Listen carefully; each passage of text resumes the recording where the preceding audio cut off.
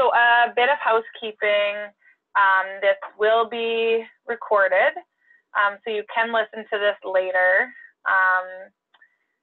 And if you do want to ask a question, we will kind of run this as informal as possible. So if you do have a question, just type it in the comments and I should be notified.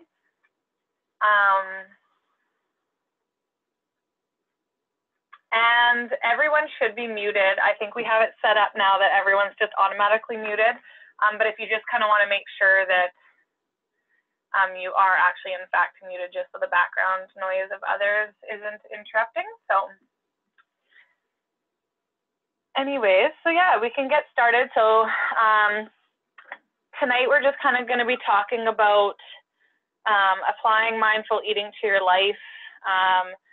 We're going to kind of talk a little bit more about mindful eating than other tools that we use, but we will kind of talk about them as well. So yes, my name is Janine Wagar. I work here at BridgePoint as a program facilitator. I am a registered dietitian here as well, so I kind of particularly run the nutrition components. So I just kind of want to start out very quickly, just kind of talking a little bit about how our nutrition components work at BridgePoint and why they're set up the way they are. So I've always had the desire to work in the eating disorder field. I find there's not a lot of dietitians who work in this field. That excited me, and I knew it'd be very rewarding. I graduated in 2013, having completed my degree, and my knowledge about eating disorders was sort of less than I would have liked. And it was very specific. So it primarily focused on acute weight restoration, primarily anorexia nervosa, possibly maybe a bit of bulimia nervosa, but very little on binge eating, very little on residential treatments, or down the line after weight restoration and medical stability have been achieved. Very little education on disordered eating or unhealthy relationships with food versus the actual diagnosed eating disorders. So I began working at BridgePoint right after graduating, working under another dietitian, and this is where I began my research into resources, courses, books, conferences, kind of anything to help structure my work at BridgePoint. And so from this, our nutrition components were kind of structured and formed to fit more in line with what was needed for our participants attending BridgePoint. So that's just kind of a little bit about what we do at BridgePoint and how it came about. So before we start with explaining the approaches to food and meals we use, getting into kind of the nitty-gritty detail on things, I just want to start with a definition and explanation on what normal eating looks like. And so this definition is from Ellen Satter. She is a dietitian. And so I like this definition for many reasons. One being it isn't short. So this isn't something that can just be summarized into one sentence. And I think that's quite telling and reflects how complex eating and meals can be. And the second reason I like it is because it explains to many of our participants and just the general person who over time lose sight on what is considered to be normal. And typically normal isn't always my favorite word. It's vague and I don't always love it, but it's just sometimes an important topic to visit. So many have dieted over years and years and have been given inaccurate information, skewed beliefs on meals, food, eating, have constantly been told something that completely contradicts the next diet that they are to follow. It's exhausting, it's confusing. Some have been entrenched in eating disorder thoughts and behaviors that they lose sight on what may be an accurate thought versus what may be a thought primarily driven by the eating disorder. So over time, people can just lose grasp on what's normal. And so I promise that the rest of the presentation isn't just me reading a big lengthy slide, but for the purpose of this definition, I am going to read it out just because it is, I just think, so great. So normal eating. So again, this is Ellen Satter's definition. Normal eating is going to the table hungry and eating until you are satisfied. It is being able to choose food you like, eating it, and truly getting enough of it, not stopping eating because you think you should. Normal eating is being able to give some thought to your food selection so you get nutritious food, but not being so wary and restrictive that you miss out on enjoyable food. Normal eating is giving yourself permission to eat, sometimes because you're happy, sad, or bored, or just because it feels good. Normal eating is having 3 meals a day, or 4 or 5, or it can be choosing to munch along the way. It is leaving some cookies on the plate because you know you can have some again tomorrow, or it is eating more now because they taste so wonderful. Normal eating is overeating at times, feeling stuffed and uncomfortable. It can be undereating at times and wishing you had more. Normal eating is trusting your body to make up for your mistakes in eating. Normal eating takes up some of your time and attention, but keeps its place as only one important area of your life. In short, normal eating is flexible. It varies in response to your hunger, your schedule, and your proximity to food and your feelings.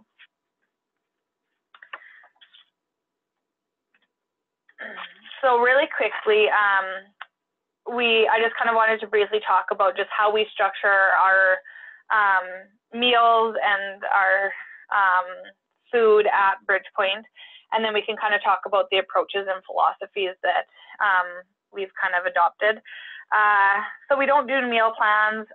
Depending on where everyone is at, we don't set out specific meal plans for participants.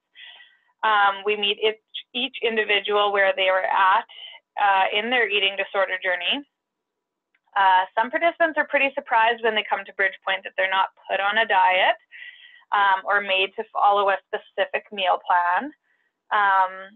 Understanding participants are needing to be signed off as medically stable, of course, by their physician. We try our best to not create a power struggle with meals and allow participants to determine what they will eat in the course of the program to remain medically stable. If a participant is needing support in deciding what to eat, more information on ideas or education of what normal balanced meals are, of course that would be done, but we are by no means the food police. We have an all foods fit approach. Again, that's sometimes surprising to participants who come here and see foods that they typically see as bad, as just kind of being part of the program. We believe in working with the participants to try and normalize these certain foods and allow them to practice while at BridgePoint, because kind of our mentality is that those foods are going to be everywhere. They're in your staff room, your break rooms, celebrations, everything like that. So we kind of just want to allow them to practice just normalizing those foods while at BridgePoint. We do community meals, meaning that the participants are part of the food prep and cleanup, and then we all eat together. These are times, I guess, to practice to help lessen anxiety that may be around even just being in the kitchen, working with food. And yeah, we just see community meals and eating together as a very important component to our program. And I'll talk more about the non-diet approach, but that is used kind of throughout our programming, which I've kind of already said. We don't do meal plans, we don't do diets or anything like that. So with that being said, we do we are a non-diet approach facility. So Fiona Willer is a dietitian, and she has a non-diet approach handbook and guide for dietitians that sums up this approach quite nicely, actually. So these two comparisons of dieting versus the non-diet approach explains why we choose to follow this approach. So the diet paradigm is explained to be inflexible, rigid, guilt-inducing, shaming, punishing, things like that. Typically, it's because of like the cycle of this diet is the new fix. I'm going to do it right this time. Then when life happens and the diets are not sustainable, we tend to not talk to ourselves all too nicely. We have the thoughts of, I'm a failure, I should have known, I never follow through with anything, I have zero willpower. The non-diet approach allows the person to be in the driver's seat. It's kind of, I guess, opposite to the diet mentality. It's just, you know, we're describing what this approach means: flexible, accepting, supporting. There's comfort, there's confidence, nurturing, nourishing, forgiving. So it's kind of it fits in with our philosophy at BridgePoint. And it is just what we feel is best for what our participants need.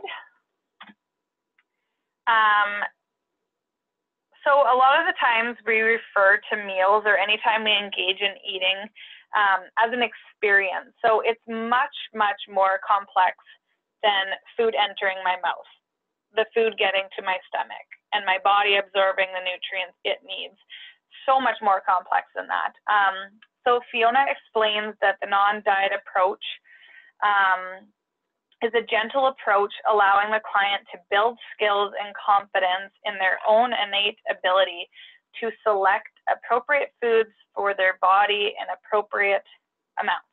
That's kind of the way she explains it. So this approach does encompass the concepts of intuitive eating and mindful eating, which we will touch upon. I will mention a few times when these approaches are not necessarily appropriate and who it is not intended for. This is primarily just due to where these participants are at in their recovery and the steps that are sort of needed to be taken prior to getting to this point and adopting this approach. So the non-diet approach is not something that is recommended for those struggling with anorexia nervosa who are in their early stages of recovery. So typically the reasons are because of the focus on internal cues. These can be skewed when heavily engaged in patterns of restricting and other eating disorder behaviors. Becoming aware of thoughts and feelings can be less of a priority at the time when weight restoration is needed. And anxiety around meals is kind of at an all-time high. Other reasons include just the process of allowing clients to choose appropriate amounts of food and the types of food eaten. And just simply, some clients just aren't ready for this quite yet. So rather than leaving those feeling discouraged, if they feel that that's kind of where they're at, is those really early stages of recovery, by all means, it's not just saying that there's nothing that can be done. It's just meaning that there's kind of steps that are needing to be taken, which we can kind of talk about what those might be, with the hopes that this approach and these tools that we kind of talk about today can be practical for you in the future. If you're ever wondering, like, I'm not sure where I'm at actually, and like what I need, and just I highly encourage you to seek help from experienced professionals like your counselor, your therapist, or a registered dietitian. So I just really quickly, don't want to spend a ton of time on just the general definition of mindfulness, but I do want to explain it so that for those of you who are not familiar, then when we're talking about mindful eating, it just kind of might make a little bit more sense. So there are so many definitions of mindfulness, but in summary, the key components that are most often listed under the definition are paying attention or having self-awareness, being in the present moment, non-judgmental, so having no judgment, just being aware.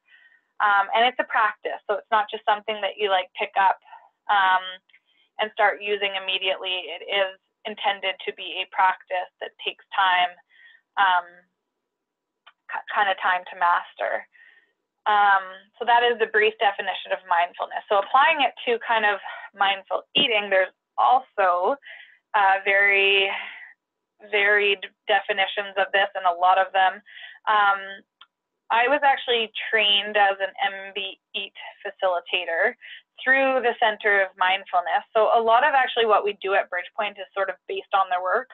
So we are going to just kind of talk about, we'll just use their definition of what mindful eating is. And so their definition is mindfulness is the capacity to bring full attention and awareness to one's experience in the moment without judgment.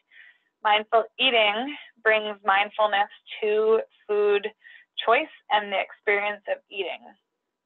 So mindful eating helps us become aware of our thoughts, feelings, and physical sensations related to eating, reconnecting us with our innate inner wisdom about hunger and satiety. So we do a lot of mindful eating work here at BridgePoint. It can be helpful, which we can kind of talk about, which I guess we will talk about the benefits of it and how to apply it to your life and practice it. So it isn't necessary to completely understand the difference or distinguish kind of how each philosophy that we talk about today, like the non-diet approach, the intuitive eating, the mindful eating, it's not necessary to kind of completely understand the difference or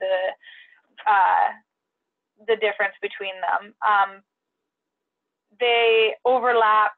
There's lots of concepts kind of within each one that are similar to the next, but in a brief kind of simple way of explaining the difference between mindful eating and intuitive eating would be that the intuitive eating principles, I would just kind of say, are more broad. They kind of encompass mindful eating philosophies within itself, but they do include aspects that are beyond the eating experience. So that mindful eating doesn't necessarily include. So that is like, for example, the physical activity component or having self-compassion around body image, just kind of as examples. So those are, it's kind of just more of a broader philosophy. But intuitive eating principles were created by dietitians Evelyn Tribole, and I'm probably not pronouncing that right, and Elise Resch, based on their work in eating disorder recovery. So it is kind of, there's 10 principles: rejecting the diet mentality, honoring your hunger, challenging the food police, making peace with food, respecting your fullness, discovering the satisfaction factor, honoring your feelings without using food, respecting your body, exercise and feel the difference when you do, and honoring your health. So we do work on intuitive eating principles and kind of working on one throughout the program, kind of picking which one might be more applicable to their life at their certain time. So I just kind of wanted to explain the difference, I guess, explain mindful eating, explain intuitive eating, kind of what their difference is. how we use it. And yeah, they are useful tools for our participants for sure. So again, as you may be seeing the connection between these models that they overlap, along with the non-diet approach, there are times when mindful eating will not be applicable for individuals. So again, I don't want to just ignore the disclaimer of, yeah, there are times that kind of are very similar to the reasons for the non-diet approach. So we can talk a bit more about that and things that may be helpful and things that you can explore with your counselor or dietitian to not have you feeling completely helpless or stuck on what to do. But mindful eating is a very useful tool for anorexia, bulimia, and binge eating disorders in the end stages of recovery. So again, the emphasis is that mindful eating is not necessarily intended for those really struggling with early stages of anorexia nervosa. And again, it's just because of the emphasis that is placed on trusting the internal cues of hunger and fullness, which are not completely accurate. Distraction is another emphasis on mindful eating. It's typically, you want to avoid distraction, whereas someone in the early stages of recovery for anorexia nervosa, distraction is sometimes needed and encouraged in order to practice routine meal intake again. So yeah, just a disclaimer on that.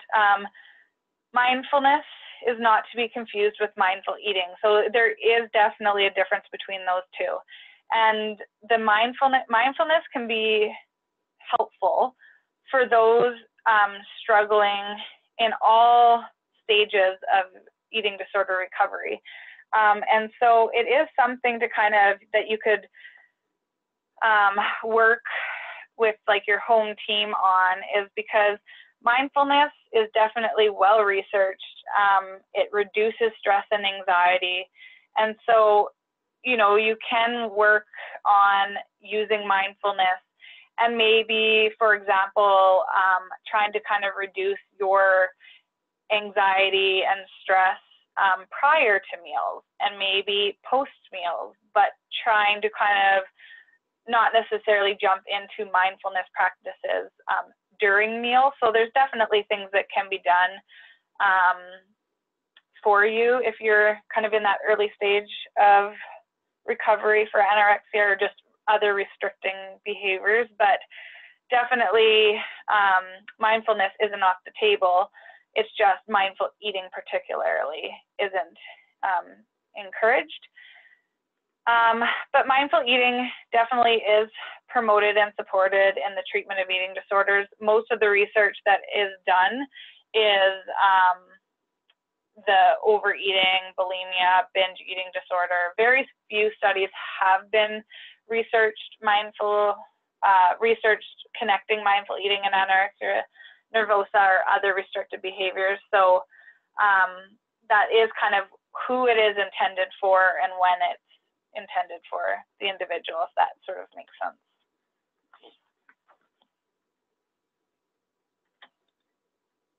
So let's quickly talk about the benefits of mindful eating, why we choose to use it at BridgePoint.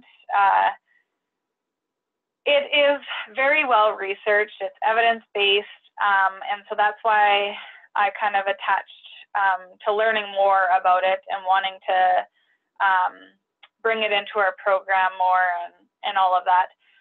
So yeah, it's definitely well researched and been proven to be a beneficial part of eating disorder recovery. So the benefits, there's many, many benefits, but to sum up a few of them is feeling more satisfied with eating overall. There's more feeling there's more of a sense of feeling in control, improved quality of life, reduced stress and anxiety surrounding meals and food, reduced binge eating, overeating, and emotional eating. So that's just kind of a few of the benefits. There are many others, but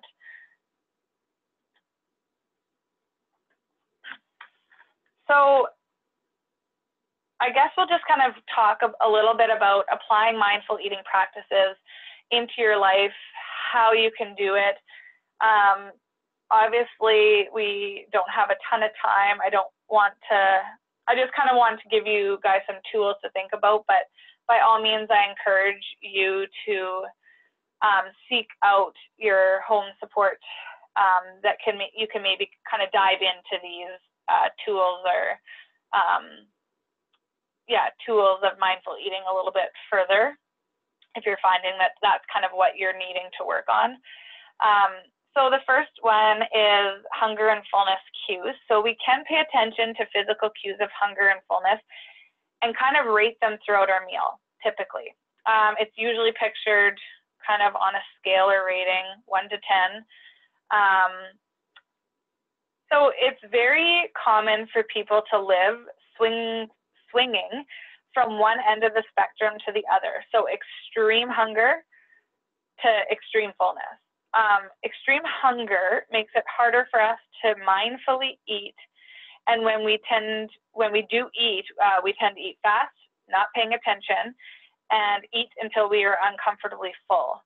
So the ideal would sort of kind of be to work in that like neutral zone as much as possible. But so often, like I said, it's very common to kind of swing from one end of the spectrum to the other. Many people are aware of the extreme signs like lightheadedness when feeling hungry, nausea when hungry.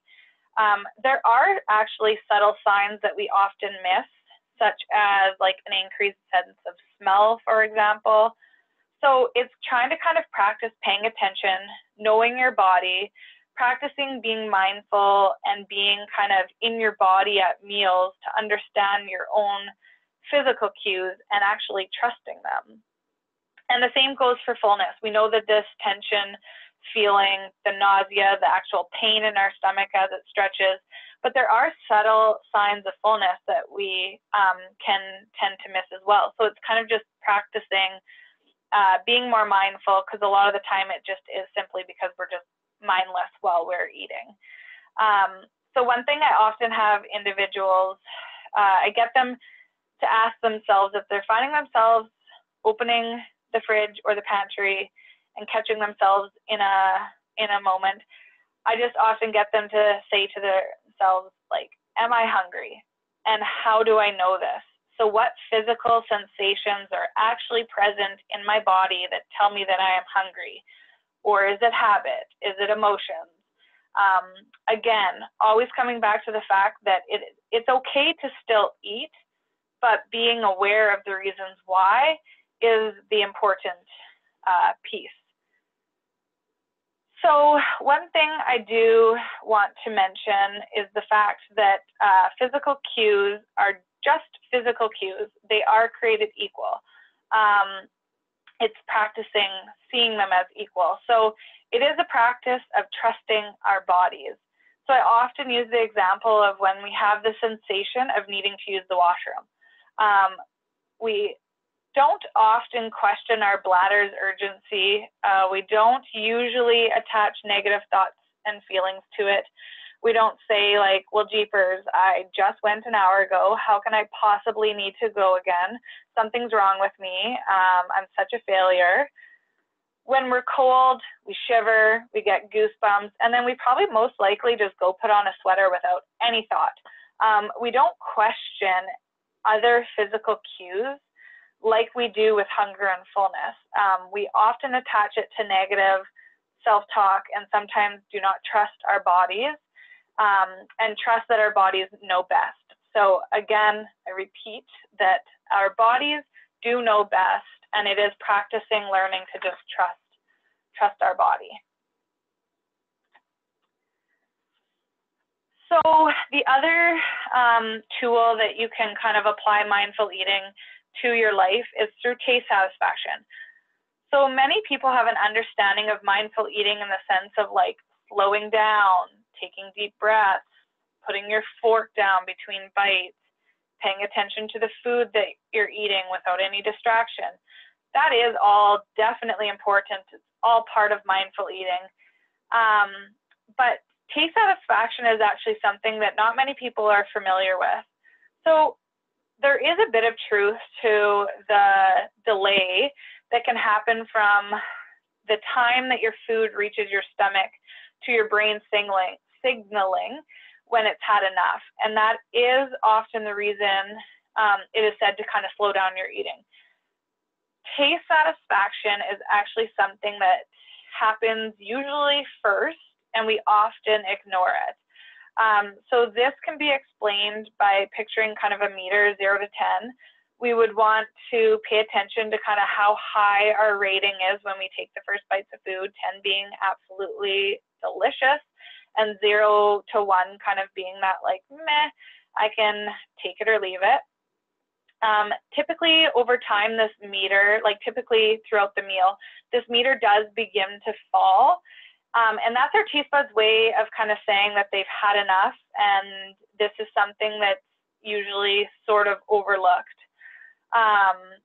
So honoring your taste satisfaction and making food choices based on taste preference is actually part of the process and an important part of mindful eating. So when we honor our taste satisfaction, we are more satisfied overall and less likely to kind of search out another food soon after eating.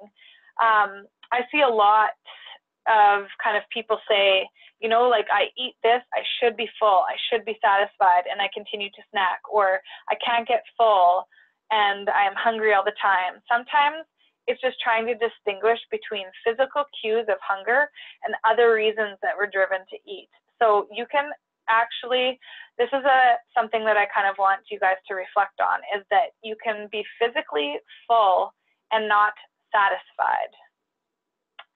So questions I always kind of ask, you know, like, do you actually like the taste of raw almonds when you eat them? Or are you simply eating them because they're a quick, easy snack that's going to fill you up? Again, either is fine. There's no right or wrong way of doing it. It's just being aware of what is primarily driving your food choices. Is there another food that can provide you with the nutrients that are similar to a certain food, but you get more taste satisfaction out of it? So taking it back to kind of Ellen Satter's definition as well of normal eating, I want to just highlight the part where she says, normal eating is overeating at times, feeling stuffed and uncomfortable. It's also eating more now because it tastes so wonderful. So that is normal behavior. So things to consider are is there awareness there? Are you in the driver's seat? Or are your emotions taken over and you feel like you have no control? Again, it's just all about awareness. It's totally normal to continue to eat. Like say at Thanksgiving dinner and the food tastes so delicious, you're enjoying your family and the company. It can kind of bring, Thanksgiving dinner can bring like a nostalgia feeling and memories of your childhood, the decor on the table and the plates. You use the china and tablecloths that are all decorative. It's all part of that experience and can drive you to not want to end. And this is completely normal, but it's just kind of whether you're aware of what is happening or not. And so it's just kind of something, it's a tool to use. I know it's definitely changed my life, is just, you know, are you including foods that kind of have that like really low taste satisfaction for yourself and continue to eat it just because of other reasons? Again, not right or wrong, just something to kind of ask yourself. So that's another way that you can kind of practice mindful eating in your life.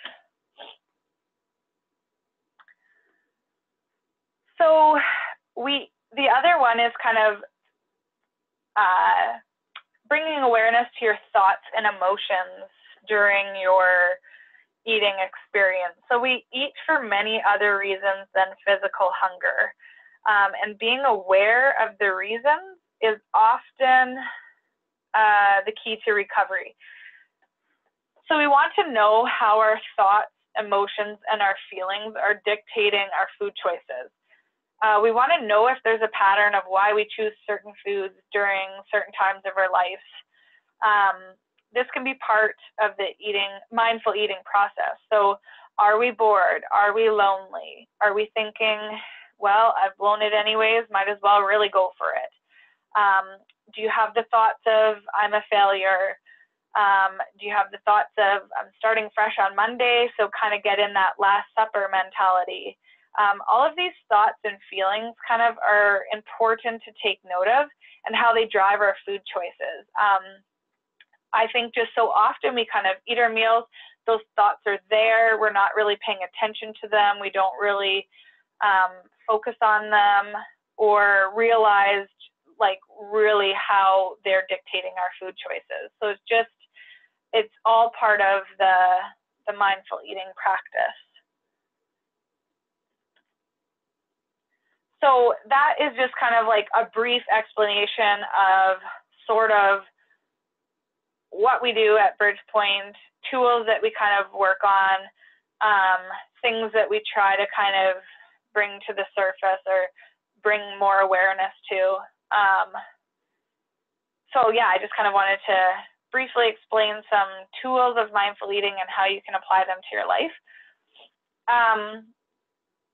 I just kind of want to talk really briefly about how we're all born intuitive and mindful eaters. So we have that within ourselves. We once had the ability to know when we were hungry and to stop eating when we were full. If you think of like an infant prior to eating any food and just breastfeeding or formula fed, you signal when you're hungry, they signal when they're full. Toddlers seem to have kind of no rhyme or reason on what they eat and why they eat and the amount they do, but they're self-regulating and they're actually mindfully eating. They don't have like the good food, bad food mentality yet. They don't have kind of the reasons of why we eat as adults. So as young children, and it doesn't take long for things to start to change and these messages to have an influence. It really doesn't take long, but born into this world, none of these messages are part of the innate reason why we eat or why we don't eat. They are external influences.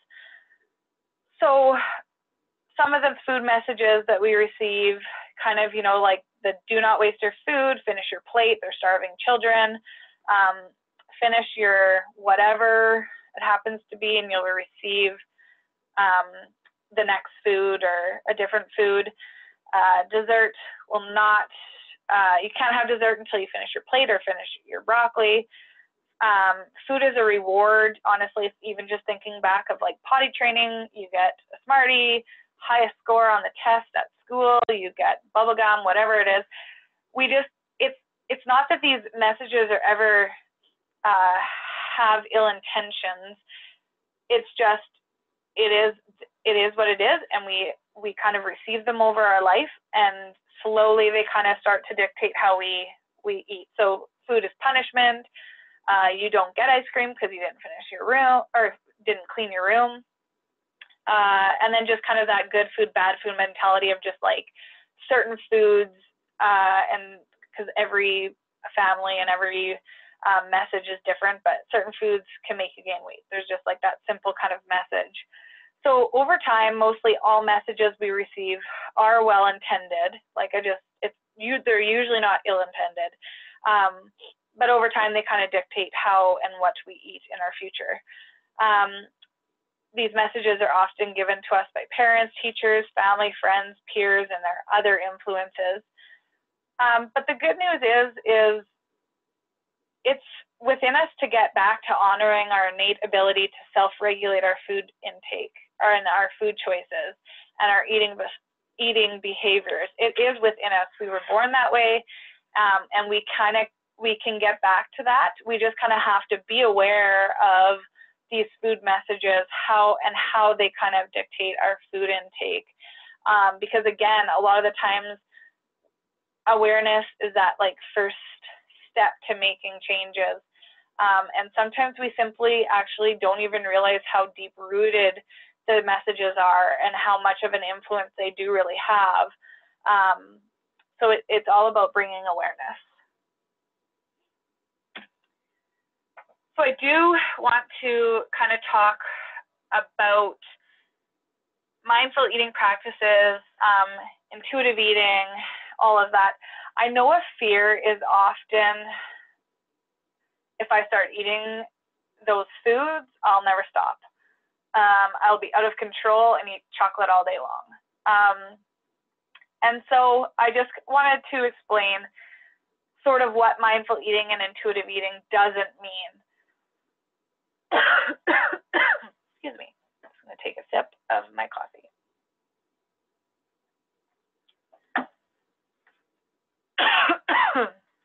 So Ellen Satter explains kind of, I guess, yeah, like what mindful eating and intuitive eating doesn't mean. And she explains it nicely with her definitions of permission and discipline. So permission to choose enjoyable foods and eat them in satisfying amounts. Discipline to have regular and reliable meals and snacks and to pay attention when eating them.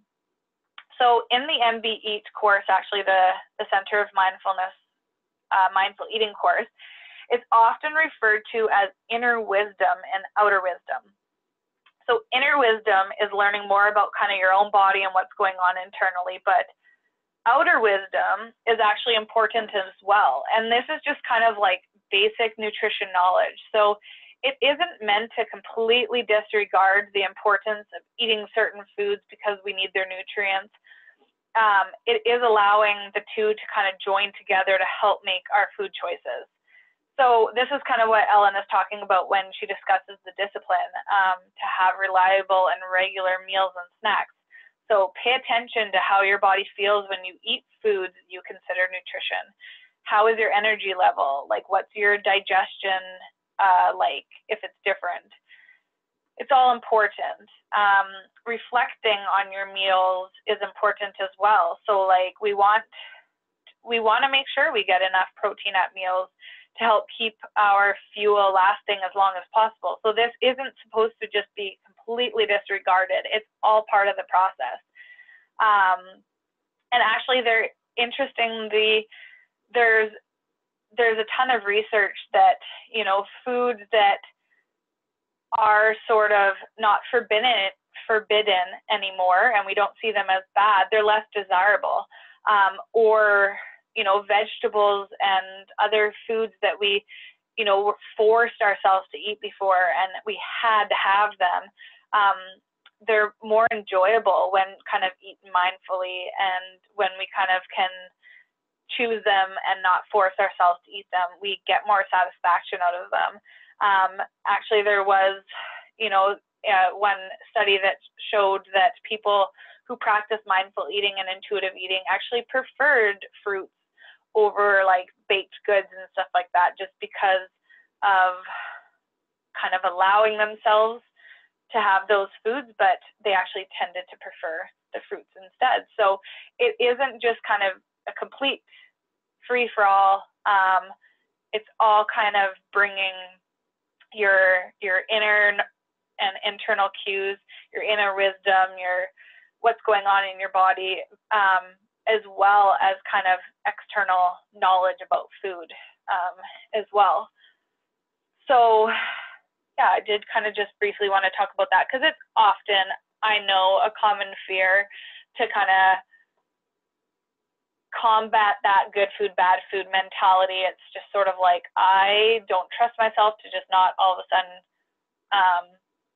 feel out of control and just eat those foods all day long. And so, yeah, did want to just quickly touch upon that. So one thing I do want to mention before I end here